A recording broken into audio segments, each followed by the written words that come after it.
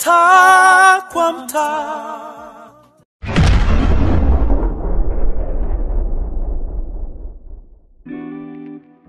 Naitwa Amri Aliamini Asman, ni Chief Executive Officer wa Mtaa kwa Mtaa TV online, lakini pia Mtaa kwa Mtaa platform ambayo inasambaza nyimbo za wasanii na vitu kama hivyo.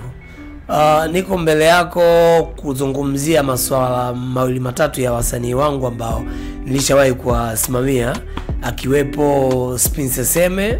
Wengi wao tunamfahamu Spencer Seme ambaye aliimba nyimbo na Alikiba. Nyimbo inaitwa Ayaya. SP Ayaya we kula ushibe Ayaya. Huyo ni moja ya msanii ambaye nimefanya naye kazi.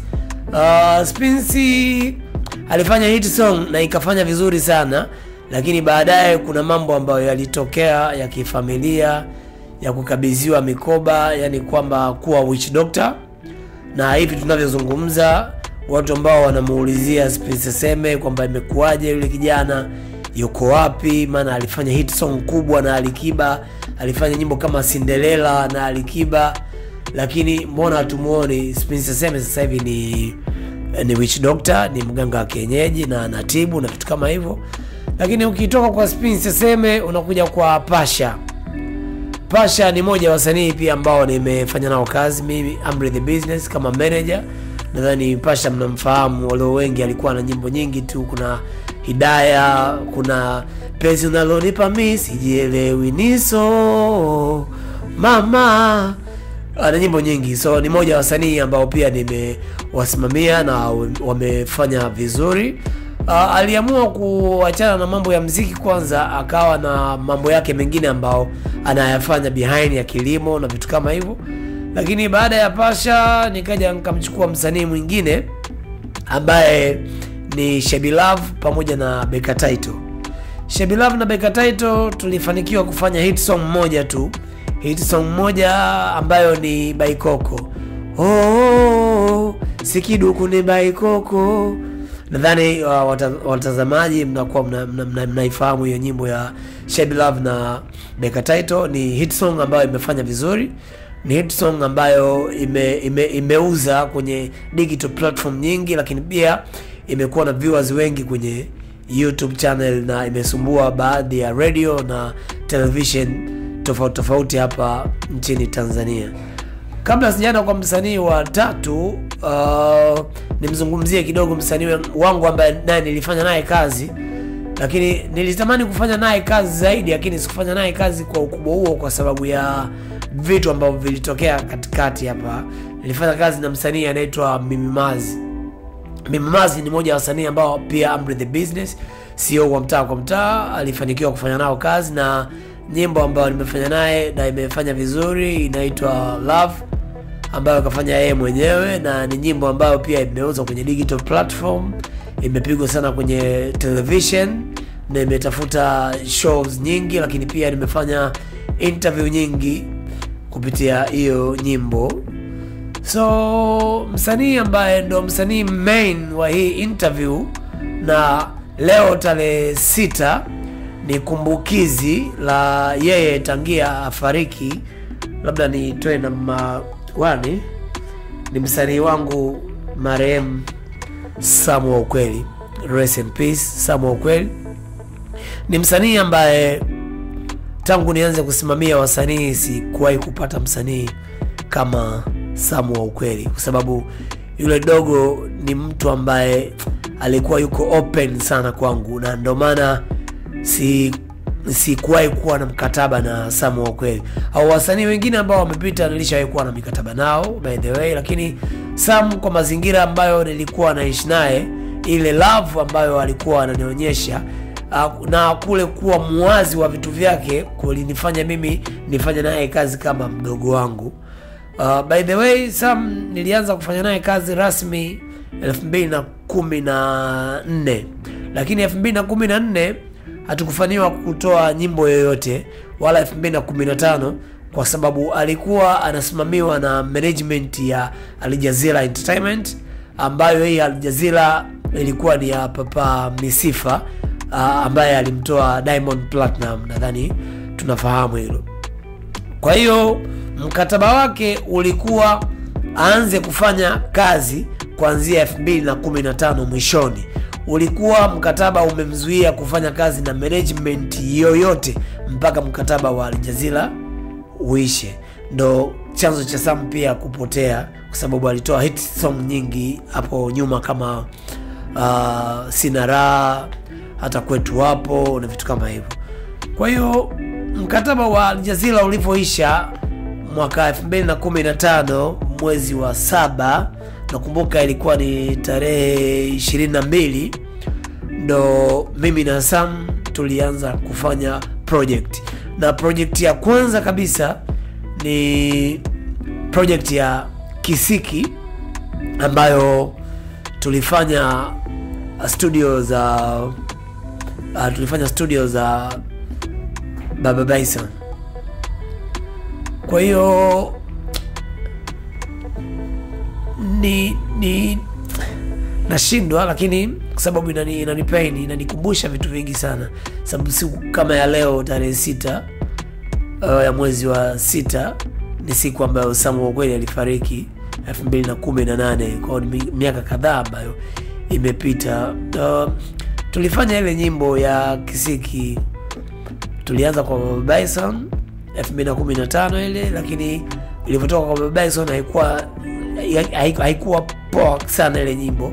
Tukaipeleka kwa Abidadi.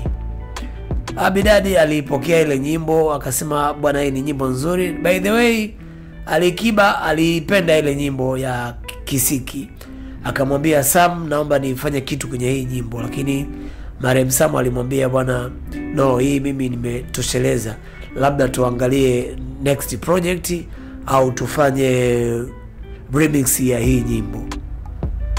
Basi ilifanyika nyimbo, na nashukuru Mungu tulijaribu kushoot video ya low budget kulingana na uchumi wetu, lakini kwa uzuri wa wimbo, nyimbo ilifanya vizuri sana.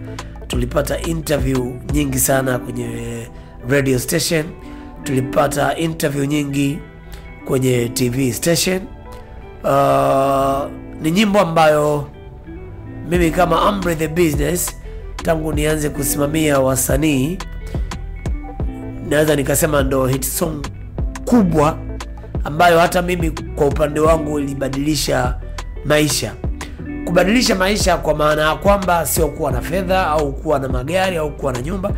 Ilibadilisha maisha ya kuwa na marafiki wengi, lakini pia iliniweka karibu na wakuu wa nchi yetu, akiwepo Mheshimiwa Jakaya Mrisho Kikwete. Ni moja ya watu ambao nimefahamiana nao kupitia hii nyimbo ya Sam wa Ukweli Kisiki, kwa sababu alikuwa anaipenda sana hiyo nyimbo. Lakini pia kakaangu ambaye mpaka kesho naishi naye vizuri ni Miraji, ni Rizwan Kikwete. Much respect my brother, ni mtu ambaye niko naye, lakini nilifahamiana naye pia kupitia Sam wa Ukweli, hii nyimbo yake ya Kisiki, kwa sababu Miraji ni mmoja wa mabrother zetu ambao tuliwafanyia campaign pale Msoga na pale Bagamoyo pale, katika kuania mambo yake ya ubunge na vitu kama hivyo. Kwa hiyo nyimbo ya Kisiki ilifanya vizuri. Mimi Kisiki nilo ota shambani, mimi jembe mimi hao ni ngoi. Ni nyimbo ambayo hata nikiisikiaga tu nakumbuka vitu vingi. Nakumbuka ahadi ambazo nilikuwa niko nazo kwa marehemu Sam wa Ukweli, lakini pia nakumbuka ahadi ambazo alikuwa nazo Sam wa Ukweli kwangu mimi. Ni moment kubwa ambayo nashindwa hata kuzungumza, lakini Sam wa Ukweli ni moja wa wadogo zangu ambao nilitokea kuwapenda sana. So siku ya kama leo tarehe 6 ni siku ya majonzi kwangu, lakini pia ni siku ya furaha kwangu kwa kukumbuka vizuri ambavyo nilishawahi kufanya na marehemu Sam wa Ukweli. Kabla sijaingia in deeply kidogo mpaka Sam wa Ukweli anapata umauti, naweza nikazungumzia moment ya kutoka Kisiki kuja nyimbo ambayo tuliifanya, na hapo hali yake ya kiafya ilianza kudhoofika. Tulifanya nyimbo inaitwa Milele. Nyimbo tulifanya kwa Mazur Record. Ni nyimbo ambayo ilikuwa inahitaji budget kubwa sana, lakini mimi sikuwa na uwezo wa kifedha na Sam hakuwa na uwezo wa kifedha. Lakini kwa kipindi kile ambao ndo mwaka ambao Sam alifariki, maana nazungumzia 2018, na mwaka ambao tuliachia hii nyimbo ya Milele, na ndo mwaka ambao alifariki Sam wa kweli. Video audio ilikuwa ni kubwa sana. Tuliwapelekea madirector zaidi ya 3. Tulimpelekea Msafiri Quest Studio akatupa budget yake, lakini sisi tukawa hatuna uwezo wa kuifikia ile budget. Tulimpata director mwingine ambaye ni Ivan. Alikuwa ni mmoja wa wadogo zangu ambao wanajitafuta, wanataka kuonekana. Nadhani wasanii wanamfahamu Ivan, ni director mkubwa sasa hivi, ndo kafanya nyimbo ya Juxi mpya, lakini pia akafanya nyimbo ya Barnaba pamoja na Diamond na vitu kama hivyo. Nyimbo nyingi za Diamond pia Ivan anafanya. Ni moja ya zao langu pia mimi Ivan, kwa sababu mimi ndo nilimtambulisha kwa Watanzania na wakamfahamu Ivan kupitia nyimbo ya marehemu Sam wa kweli ambayo ndo hiyo Milele. Tulivyo record Milele, sasa kwenda kutafuta hiyo budget ya kufanya video, Sam wa kweli aliniambia, Amri, hela una, mimi hela sina, tunafanyaje tupate nauli twende hata Morogoro tukapige chaka tu chaka ili tupate hii 1.5 tuweze kuafford kufanya hii video.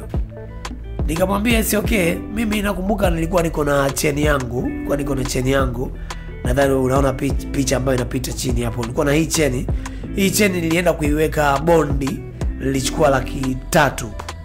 Nilichukua 300,000, na 300,000 hiyo ndio ilituwezesha mimi kuachia familia yangu pesa kidogo na kumpa marehemu Sam pesa kidogo kuachia familia yake, na tukaondoka tukaenda Morogoro.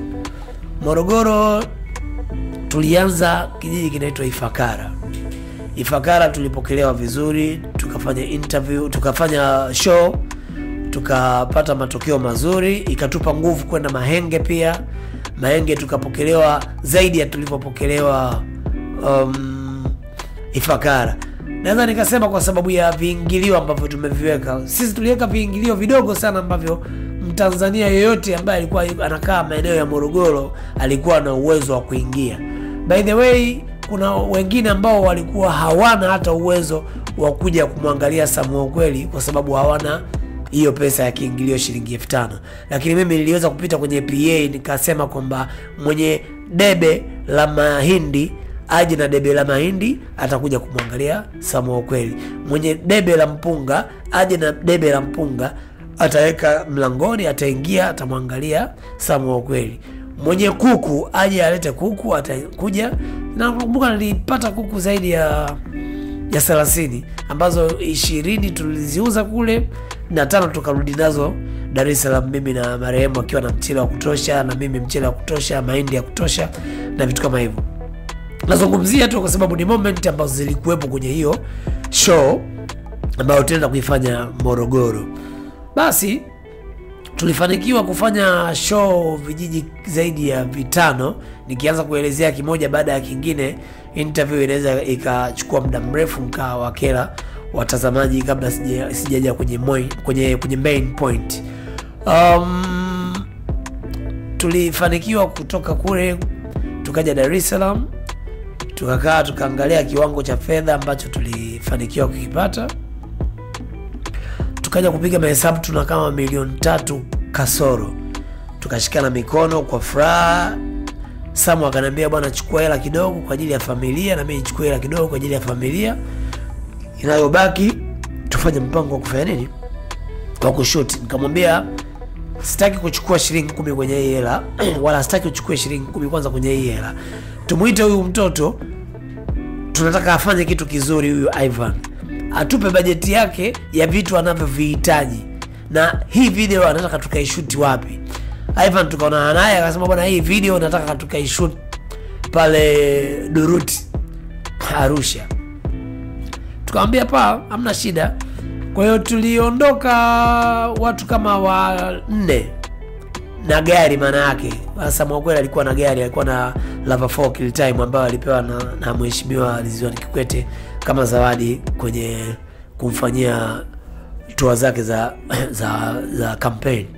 Kwa tuliondoka na gari mpaka kule, tukiwa mimi, akiwa stylish wa Marehemu Sam, akiwa Sam mwenyewe, akiwa Ivan na wasaidizi wake 2. Tulikuwa watu 5 kama sikosei. Tukatoka hapa Dar es Salaam. Moment ilikuwa nzuri njiani huko, tunashuka, tunapiga selfie, tunafanya nini mpaka tunafika Arusha. Arusha tukaenda kuulizia Duruti. Kufika Duruti ikatuia ngumu kidogo kwa sababu pale ilikuwa ni expensive. Walikuwa kulala kwa siku pale ni $200. Kwa hiyo kwa gharama yetu sisi pale tukasema hapa tutalipia location tu. Tutafute tu hizo hoteli za Uswahilini ambazo ziko area hii ambayo tutashoot. Basi ujue Mungu akinyosha mkono kwenye jambo lake, hata ufanya kitu gani binadamu huwezi kupangua. So Mungu aliamua kunyosha mkono. Tulipofika pale, kumbe mke wa yule mwenye Duruti ni shabiki mkubwa sana wa Marehemu Sam kweli, na alikuwa anapenda sana nyimbo ya Marehemu Sam ambayo inaitwa Sina Raha. Nilikuwa sina raha, naumia na mawazo. Alikuwa ni shabiki wake mkubwa sana. Kwa hiyo ikatuia na urahisi, hata ile hela ambayo tukiwa tulipe hatukulipia, na tulikula na tulikunywa, na Sam alipata room pale, alilala pale Duruti. Kwa hiyo tulifanya video vizuri, tunashukuru Mwenyezi Mungu, na tulikaa siku 2 pale tukakamilisha video. Tukaanza safari ya kutoka kule kuja hapa Dar es Salaam. Dar es Salaam director hakutaka kukaa na ile video. Ndani ya siku 3 days video ilikamilika, na akatuletea tuka preview, bana video hii hapa, iangalieni ndugu zangu. Tukaangalia video, kila mtu anasema wow, video ni nzuri. Kwa hiyo kinachofuatia ilibidi ni kuiachia video. Basi tukapanga tarehe ya kuachia video.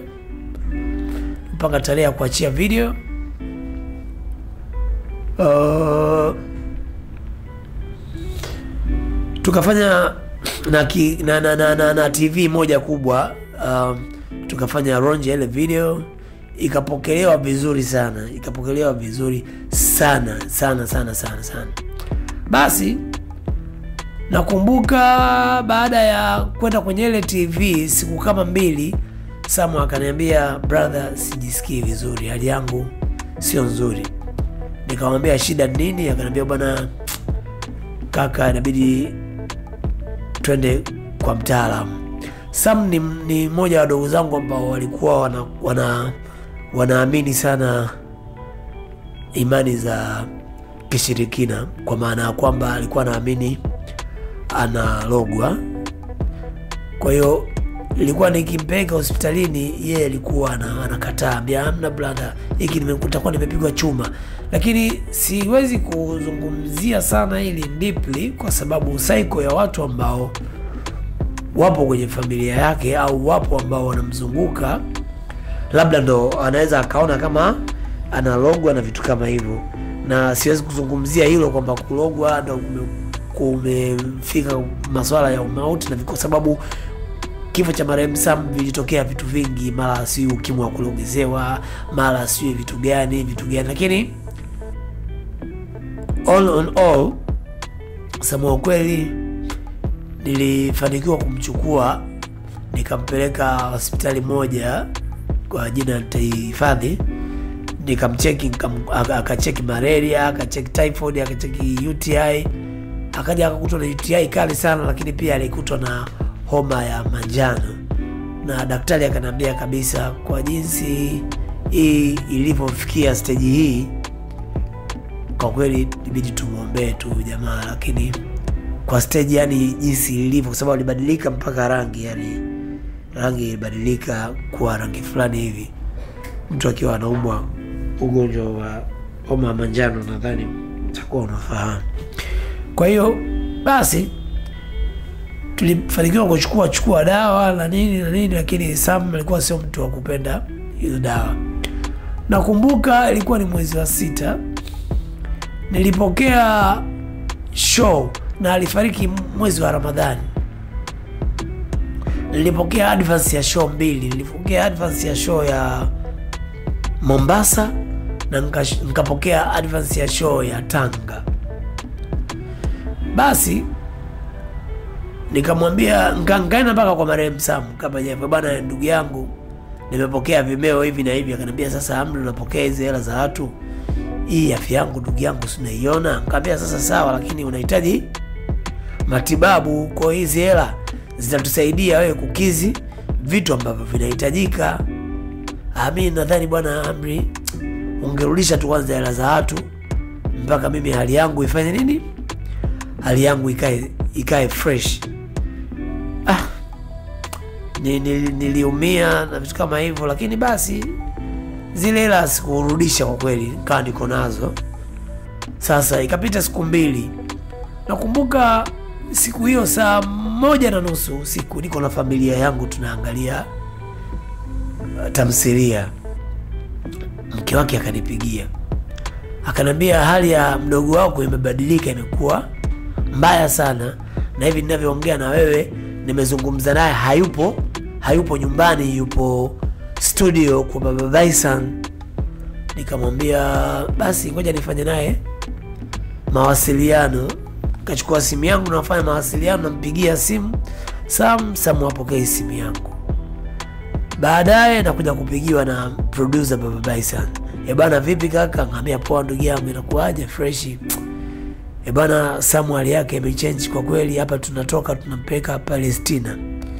Nikamwambia si okay, sawa, ngoja mimi nijiandae na natoka na kuja hapo tu join pamoja ili twende hapo Palestina. Basi nilitoka nyumbani, wakati nakuja na pikipiki nafika Kigogo roundabout, napokea simu, jamaa ananiambia, Sam wa kweli hatuko naye, yani hata hospitalini hakufika, alifariki wakati yupo kwenye gari ndo anaenda hospitalini. Kwa kule walienda kufanya proof tu kwamba huyu mtu tayari kashafika, lakini alifika pale Palestina akiwa tayari mauti ushamkuta. Mimi nguvu ziliniishia mpaka, yani si nisemeje, nguvu ziliniishia. Na hapo simu zikaanza kupigwa. Nakumbuka mpaka Diamond Platinum alinipigia kutaka ni uthibitisho juu ya kifo cha Sam. Akaniambia, bwana nimepata taarifa za kufariki Sam, ukweli? Je, hizi taarifa zina ukweli ndani yake? Nikamwambia mimi pia nimepigiwa na ninavyozungumza na wewe nipo naelekea hapo hospitalini Palestina. Kwa hiyo ngoja nisikuprove kwanza, ngoja mimi nifike, nitakupa jibu kamili. Hata hao ambao wanaanza kuposti si nini, sikuwa na hiyo imani kabisa kama Sam kafariki. Basi katoka nikaenda mpaka Palestina. Nafika tu pale ndo mwili wanautoa, unahamishwa unapelekwa Mwananyamala hospitalini. Pale yani nguvu ziliniisha, niliishiwa nguvu, sikuzimia zaidi, lakini nguvu ziliniisha, nikakaa chini, jasho linanimwagika. Nikaambiwa unahitajika twende Mwananyamala kwa ajili ya kuandikisha maiti na vitu kama hivyo. Ile moment nikikumbuka tu, nikikumbuka kwa kweli, yani naishiwa nguvu. So niseme tu kwamba leo ni tarehe 6 ya mwezi wa 6, na ni kumbukizi la ndugu yangu, mdogo wangu, alikuwa msanii wangu Sam wa kweli. Majina ambaye akapewa na wazazi wake ni Salum Muhammad almaarufu Sam wa kweli. Rest in peace Sama Ukweli. Sina cha kuzungumza sana, sina ya kuongea sana, hayawezi kubadilisha matokeo wala hayawezi kufanya chochote, lakini mimi naweza nikasema tu kwamba tuishi kwa upendo. Leo tupo, kesho hatupo. Kwa sababu nikisema tuishi kwa upendo, love ambayo alikuwa ananionyesha huyu mdogo wangu, yani bado katika wasanii ambao bado niko nao kwenye cycle yangu wanaonizunguka, bado sijapata kijana ambaye ana love kama Sama Ukweli. Kwa siku kama ya leo ni siku ya kumbukizi, ni siku ya kumkumbuka ndugu yetu marehemu Sama Ukweli, na nadhani pia kuna vitu vimenibana hapa, lakini nitaenda kule Kiwangwa kwa ajili ya kufagilia kaburi na vitu kama hivyo. Update pia tutawekea hapa kwenye Mtaa kwa Mtaa TV. Lakini pia Sama Ukweli bahatika kuacha watoto wawili na mtoto mmoja mkubwa ambaye anaitwa Happiness, jina lingine anaitwa Beatrice au Betty Salom, na mtoto mwingine wa kiume bado hajakuwa official sana sababu kuna mvutano kidogo wa familia juu ya ule mtoto, lakini mimi kama manager wa marehemu Sama Ukweli najua yule ni mtoto wa Sama Ukweli, na media nyingi zimeomba kufanya interview na yule mtoto, kumuona na vitu kama hivyo, kwa sababu sasa hivi nadhani anakwenda na miaka 10. Lakini hii Mtaa kwa Mtaa ndo station ya kwanza ambayo itaweza kufanya exclusive interview na mwanamke ambaye alizaa na Sama Ukweli kuacha mke wake ambaye ni Mama Betty. So tuendelee kufuatilia Mtaa kwa Mtaa TV, tutajuzana zaidi na zaidi, lakini kikubwa pia tumuombee ndugu yetu Sama Ukweli, tumuombee Sama Ukweli alipo, tujue tu kwamba katangulia na sisi tupo nyuma yake.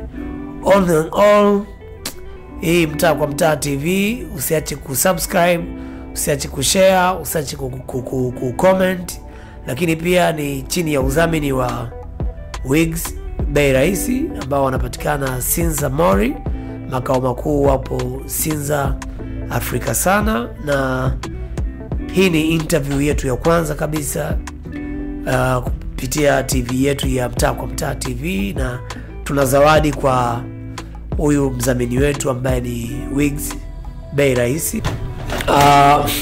Tupo na mkurugenzi wa Wigs Bei Rahisi Anantobi, tunamkabidhi hii zawadi yetu si kama Mtaa kwa Mtaa TV. Tunashukuru sana kwa kutuamini, lakini pia kutolea, kwa sababu sisi bado ni wachanga Mtaa kwa Mtaa. Kwa hiyo zungumza chochote kinachohusiana na Wigs Bei Rahisi. Kwanza kabisa na kushukuru mkurugenzi wa Mtaa kwa Mtaa, Amri the Business. Tunakushukuru sana kwa zawadi na kuweza kufika hapa katika makao makuu ya Wigs Bei Rahisi. Kwa majina mimi naitwa Anna Benekele Ntobi na mimi ni mkurugenzi wa kampuni ya Wigs Bei Rahisi yenye matawi yake zaidi ya 22 ndani ya nchi ya Tanzania, na kampuni yetu sisi inajihusisha na uuzaji na usambazaji wa mawigi, nikimaanisha kwamba nywele human hair ndani na nje ya nchi ya Tanzania, na bei zetu ni nafuu kabisa, yani kila Mtanzania ana uwezo wa kununua. Na wakaribisha sana muweze kutembelea maduka yetu yanayopatikana katika mikoa mbalimbali, lakini unaweza ukawasiliana na sisi kwa kupitia namba ya simu 0765562423 au kutembelea kurasa zetu za kijamii naitwa Wigs Bei Rahisi. Na wakaribisha sana Wigs Bei Rahisi, na Mungu azidi kuwabariki. Na sisi kama wadhamini wa Mtaa kwa Mtaa TV tunasema kwamba endeleeni kusubscribe YouTube channel ya Mtaa kwa Mtaa TV. Msisahau kucomment na kulike, msisahau na kushare. Ni Mtaa kwa Mtaa.